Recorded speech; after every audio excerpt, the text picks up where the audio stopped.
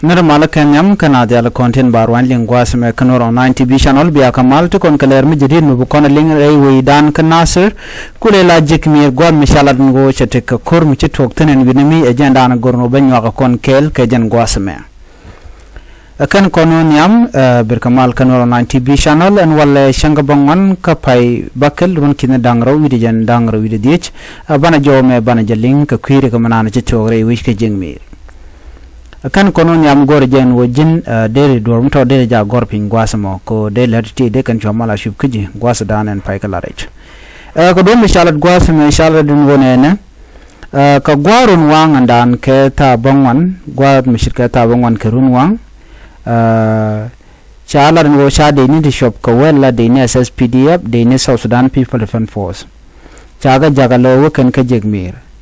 ala jegmir mo no jingmi payam ngwasmo wata nere tete tanwan ka do badane goje ka je lawone kan deni SSPDF plus Sudan People Defense Force bekan wo secure bekan wo guch no medong te ke je ni ngani no wara yutin ko mi chika ngani kan je la kan ga don mai ke de kan nag mi chikan ka je wan gwada mo sha chicken force me chop ka wel ne wel chicken ga alaka no shiga je nan gwasmo chikan wo ka jigmir no jelkan kamech tin kon jelga ka wa mu shiga shop ko jingmir ka jawrana shalat gwasame ni ga shop ne re wajen gwasame ka jingmir wa shukan deni jeshan bor ne ti chalaro ne ti shop ka ne shop ko ngwan ka jawrana shalat la deni dangwan ka jeshan bor wa cha ka jigre re ka jingmir no wa mu jikan ga jago shu koru to kamdien ka wa ngwad mo shu kormo shu churum ka kan neitin kon shu ko wella de ne SSPDF to shop ko wel chu nyin ke de ne waya mi to shop ko ngwan jawrana shalat gwasme wan gwasmo shu de ne SSPDF to shop ko ngwan wa shu ko ko bot dit kan wana mo wa shu kan nakan de ndan wan to ne ka jawrana shalat alochi ne bakal chu ruden chu bar ka kodana chitu wa sha ka je ga man mai ken ka dobrana shalat ke je an gwasmo ne michi deni jelling one no te ka metlink kana ka jigmi ti kan ngajani o korona mi re koramo no god dana chikan we patrol tenalo kan wuju kan secure ka shamil link cha ngajani o te ka kor mi chitwo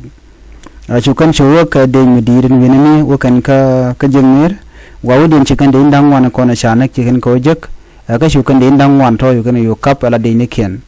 wa ngwad ma chukan chuwa ka medwai kan mach la meeting wana long men shop din ka buro biye ka jawrana chalat ke je wa jere ga dana ci togre wishin winami amugi kona ka jan gwasane bechamat ko ngai kona gwan wo kormo da tin rai wikanasir ko kan de ni ngai kona me ci toga mande nga konin te pai we me shikan de ni kan ga jakre wishin winami shuga na wo bar na kuyir kana kuyir ba ta ma ka jen yan wala karun wa ngo kan security kan reala ka tala kan alele won wajen gwa dan wo korwo toktin chane ti chupungwan to ya yunaga ka de ni dangwan ka SSPDF bajan jawran chala ne me mite ka micho le garten bajanu ya ko gwabidanan cha na me cha no gaja ajor de no gorde nyo kon kel gwasame dara kwi jotan chalke kolorare wich ka juba no ala juba hospital chala do ne chala do ci joy chalke kolora choda kapchong ki cha ben pinya mat no ka jawran chala de ken kaman chakulat gwasme chala do ne ko ci joy mo choda kapchong mat no chala do ne kon tin cha ke bu kolora rewi ka juba wa kan pegdi and yal chop ke le jen bak kini jen bak le badagala 68000 cases ti cha ke be jen kolora